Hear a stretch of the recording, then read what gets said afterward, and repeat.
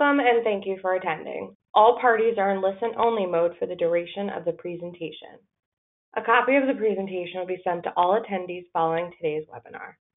Questions may be asked the presenter via the questions pane in the webinar control panel. Today's presentation will be recorded. If you have any objection, you may disconnect at this time. I will now turn it over to your presenter. You may begin. Good afternoon, everybody. This is Ian Bogatti from Jackson Lewis. I hope everybody is enjoying the slow warm up to the weather. Snow is melting. We're almost in real spring, so can't wait. Small group today, so please feel free to type in some questions as we go along if you have any. The topic that we're going to deal with today is one that's frankly a little interesting for a Friday, but we're going to talk about workplace violence and we're going to talk about active shooter. We can't miss what's going on in the world around us and in the news as far as situations that are happening, obviously, in schools, situations that are happening in workplaces regarding workplace violence. And here you see it could be convenience store shootings, it could be school shootings, it can be disgruntled employees and assaulting coworkers. So we live in a very, very strange world, and we wanted to spend a few minutes talking about things that employers need to do to ensure that we're protecting ourselves from, A, lawsuits brought by employees who may be the victims of these situations, but more importantly, being proactive and coming up with preventative measures to ensure that we are not a workplace that has to deal with, this type of issue or this type of tragedy. And we'll give you some homework as we move through the presentation this afternoon. So we start with, workplace violence, and a lot of what you see on the media, in the media, is just a fragment, just a fraction of workplace violence that occurs in our workplaces throughout the country. Gun violence, for example, is less than 6% of what we see out there, and the media does a very, very good job of creating hysteria amongst employers, amongst the public over these issues. And we should be extremely sensitive to these issues, but if we take the proactive approaches that I'm going to talk about in a bit, I think we can do our absolute best to ensure that we can avoid incidents of workplace violence. One thing we see is a lot of workplace violence, and it doesn't just involve active shooter situations, start with mental health and mental health issues that are untreated. And that is a tricky issue for employers to deal with. And we're cognizant of that. You never want to go to an employee and, regard them as having a disability. But it doesn't mean that when you see something going on, you just let it go and you shy away from it. Instead, you need to tackle it. You need to tackle it head on to ensure that it doesn't turn into something more significant or more serious. So there's an OSHA impact to workplace violence and to active shooter. The Occupational Safety and Health Act requires all employers, regardless of industry, to ensure that it protects its employees. There is an OSHA violation that can be issued. I've never seen it issued in an active shooter scenario, but I have seen it issued in typical workplace violence scenarios. And workplace violence takes on many, many different forms. We'll talk about some of the forms, but the one I see OSHA cite most frequently is when you have a customer, a consumer, a patient who inflicts harm on an employee. You have an obligation to ensure that that doesn't happen. And you can be cited by OSHA, and OSHA's violations now go up to about $13,000 per violation. So it's something to think about in the back of your mind. Obviously, a $13,000 violation is not what we're so concerned about. We want to avoid the issue altogether, but put that in the back of your mind. According to OSHA statistics, approximately 2 million workers are impacted by incidents of workplace violence per year. So that's a tremendous number. And again, policies, procedures, trainings in place will hopefully avoid a lot of those issues. So what is workplace violence? And workplace violence, again, comes in many, many different forms, right? We all understand the physical assault type of workplace violence. That's not something that we question. However, workplace violence includes acts of intimidation, acts of threats, And we have to be mindful of those situations as well. So threatening behavior, right, is an incident of workplace violence. This is in accordance with OSHA's guidelines. So an employee who really threatens an employee by showing their fists or destroys property, throws something, that is workplace violence, even though there may not be any harm that comes from it. Verbal or written threats, those are relatively obvious, right? That is workplace violence. It, again, doesn't mean that there was physical harm. It could be emotional harm. It could be mental. Think about what gets posted on Facebook. Think about what happens on Twitter. And there are some concerns through the National Labor Relations Board about what you can monitor and what you can do with posts on Facebook. Speak with your counsel if you're having an issue there. If you have an employee come to you and say, this employee, disparaged me on Facebook, here's the post, what do you do? It most likely would violate your workplace violence policy in your employee handbook. So you just need to know how to navigate through that analysis, but you do need to take action there. Harassment is another form of workplace violence. Verbal abuse, right, obviously. And again, then we have the physical attacks. Active shooter, okay? Just so we all know what an active shooter is. That is someone who comes to a location, a workplace, and is an attempt to kill people in a confined and in a populated area. That's how DHS does it. Most of the time it's with a firearm. Typically there's no pattern to who they're targeting. It's typically just to go in and cause excessive damage. The incidents last only 10 to 15 minutes. Most of them end before police get there. So very, very important. And again, there is no federal law that requires an employer to plan or to have policies with regard to active shooter situations, but you don't want to be the employer that isn't prepared, that isn't ready. And that's, again, not a legal issue. That's practical, right? We want to make sure we are prepared. We do everything possible to protect our employees if something like this were to happen. So there are really four types of workplace violence that we deal with as employers. And I'll go through them very quickly, right? So there's the robbery kind, where there's no relationship between the individual who's doing the crime and the establishment. Okay, and so think about the type of industry you're in. Are you susceptible to this? Restaurants, grocery stores, retail stores, things where you're dealing with the public and there is no typical relationship, but some type of act will benefit to the person carrying out the crime, right? So theft. You then have the service provider victim scenario, which I see a lot in employers who deal with a difficult population of consumer or patient, which is where you have your employee who works with maybe somebody who's developmentally disabled, and that individual, without really intent, so to speak, attacks the employee. That's one, again, that OSHA is looking very, very closely at. You then have the business relationship, okay? So it's your former employee, your current employee, a current customer who has an issue with the employer.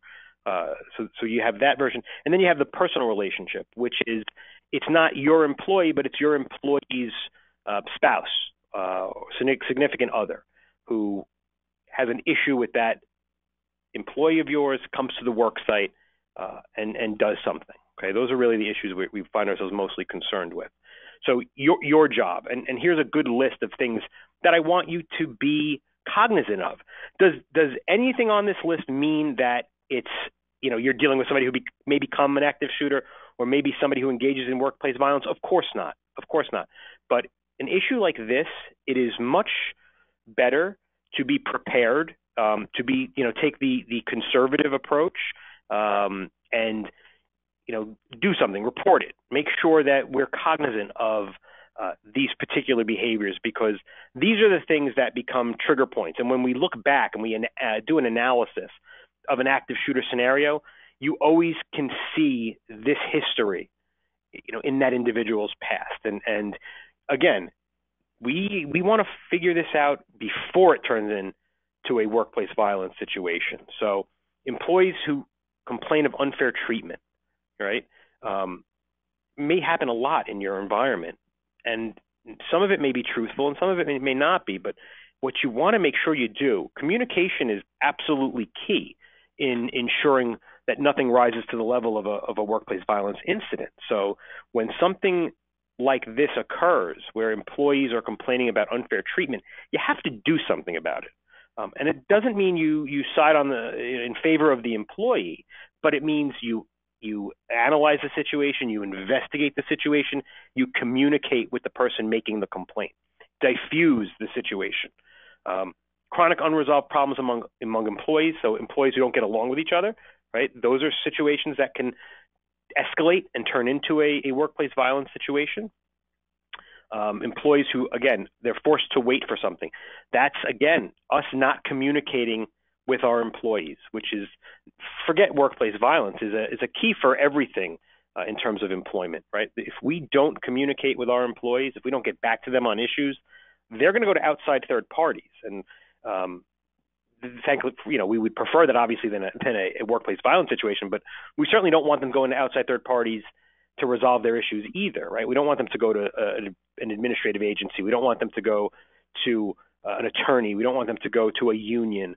So again, attack these issues as they come up. They show signs of mental instability, right? Changes in behavior. These are the things you have to really focus on.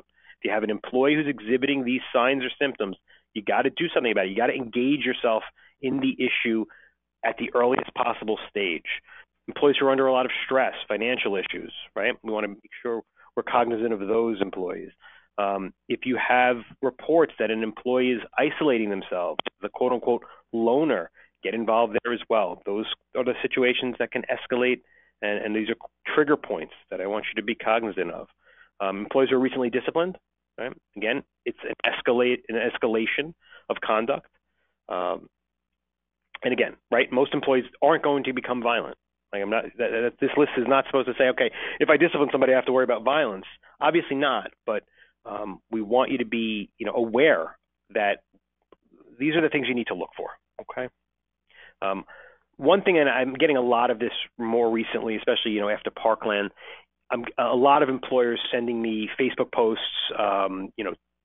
Instagram posts of employees with guns.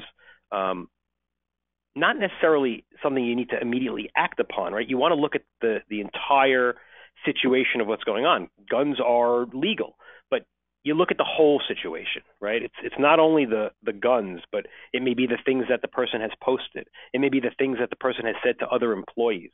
So again, you're looking at the totality of the situation. Violent workers, right? The common traits. For all the females on the line, it's not you, right? These are mostly middle-aged white males, almost entirely. It's very, very infrequent that a female engages in an active shooter situation, and let alone workplace violence. You look for, their history with the criminal justice system. Okay, we see a lot of people who are involved in the criminal justice system. They are predominantly the ones who engage in workplace violence. Unhappy employees, right? Bitter employees, no job security, right? These are somewhat obvious things, but we want to keep that in mind. Substance abuse, right, is a big issue. I recommend doing substance abuse testing.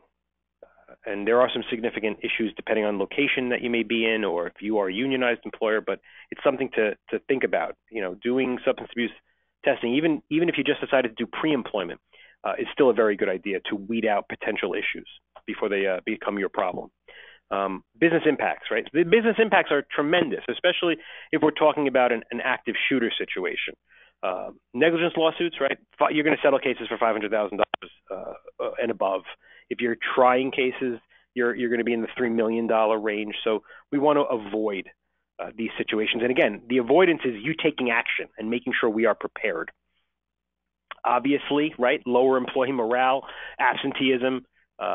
If you have an active shooter situation, it is tremendously difficult to recover from that in terms of your employment situation. A lot of employers will change locations. You will cycle through your staff tremendously after a situation like that. So it's increased cost in training and all that stuff. So we want to again be as prepared as we can be. Okay, and this is where your homework comes in. And this is nothing that you guys can't do. This is mostly basic policy preparation and training.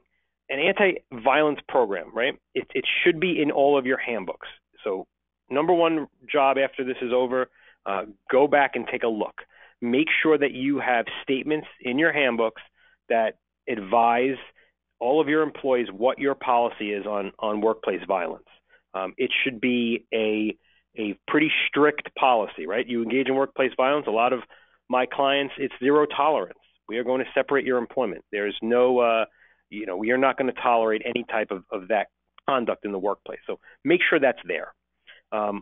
Very, very, very important. And this is what I find most employers don't have. You need a security plan, okay? The security plan, and again, in planning for an active shooter situation, which again is going to be extremely unlikely, right, for everybody on the call, you still plan for it. So think about what you're going to do and what has been explained to your employees is their role if, God forbid, something like this happens. Where do they go? How do we notify our employees of what's going on? Who's responsible for calling the police? How is that communicated through everybody in the facility? These are the things you have to think about. In addition, make sure that you're controlling your workplace. Who's coming in and out of your workplace? Is there a sign-in procedure? Do you require identification? Train your employees to, if they see somebody who's roaming the halls who they don't recognize, to approach them, to talk to them. Make sure we know what's happening on our premises or in our premises. Very important. Coordinate, if you're very large, coordinate with local law enforcement and emergency response so that they're aware of what your practices, your protocols are. We've all heard of run, hide, fight, right? And this is not going to be in 20 minutes a lesson on run, hide, fight, but your employees need to understand, what do I do if I'm in this situation? They need to understand. So when SWAT shows up and the police show up, they have to know exactly how to, leave the workplace in situations like this. So we want really communication to be of paramount importance with our employees, with HR, with management, to make sure that we understand what the steps are. One of the biggest issues, and again, if you work in large buildings, the pass-through, right? So you have a secure website where somebody has to key card in, and then they hold the door for the person behind them that they don't know. Okay, that's a no-no. That should not be happening anymore in this day and age. On the HR front, okay, your problem resolution procedure, it should specifically mention workplace violence, threats of violence. Our best defense is our employees telling us about situations with their coworkers. It's hard for HR to monitor everything that goes on in the workplace. And it's hard for supervisors to monitor it all. But when employees can act as our eyes and ears and communicate up issues that arise with employees that we otherwise wouldn't know about, it is the best chance we have of getting involved before issues escalate into a workplace violence situation. Review your investigation procedures, all right? And that one's relatively obvious. We want to make sure we know who's responsible for investigating, how we investigate the claims, how we communicate the results, which, by the way, is extremely important as well. Communication of the results after someone makes a complaint is very important. Sometimes we take our action against the person who the complaint was filed against, but we never go back to the individual who made the complaint and explain what we did, how we're protecting them. So make sure you close the circle, or close the loop on all of that. Workplace safety training, and I can't stress this enough, right? I guess I would assume that everybody on the call, after watching what went on in the media and in Hollywood and the Me Too movement, has re-upped on their sexual harassment and EEO training. Okay, I assume everybody has done that. It should really be an annual type of training for all staff. Workplace violence, workplace safety is really right along line with that type of training. I've run them back to back for employers. So you do your EEO and your harassment training, and then you do your workplace safety training. You want to make sure, again, our employees know what to do, who to communicate with. That's how we stop these issues from coming up. We also do want to teach them the run, hide, fight, mantra, and make sure that they are aware of how to deal with situations like that as they come up. Your communication system, and there are a lot of companies out there that you can invest in that will come and provide a very good, depending on how your workplace is set up, means of communication with all your employees. That's really, really important, especially if you're in a large facility, multi-level. Something goes on in one level, you want to be able to somehow communicate to all employees in the building. That's how you minimize additional victims of these types of situations.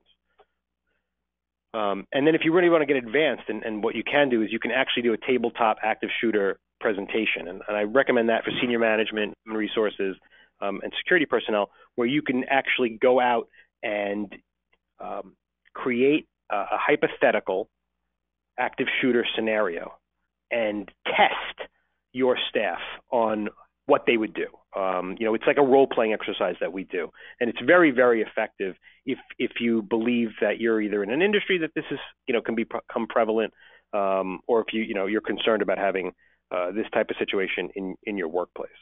So that's something else to think about.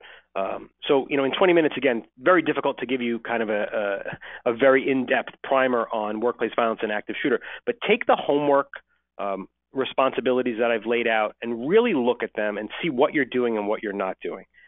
Preparation here is the absolute key to avoiding these situations. And the amount of money that you'll spend in getting up to speed and making sure your workplace is prepared will be a fraction of the costs and the impact of having a significant workplace violence issue in your workplace. I hope everybody found it informative. If there are any questions, Kelly, I don't know if you can see them and let me know. I don't see them. Nope, no questions today. Okay. If anybody has anything, feel free to reach out to your counsel, to me, to whoever you work with at Jackson Lewis, and we'd be more than happy to help. Have a terrific weekend, and speak to you all soon. Thanks.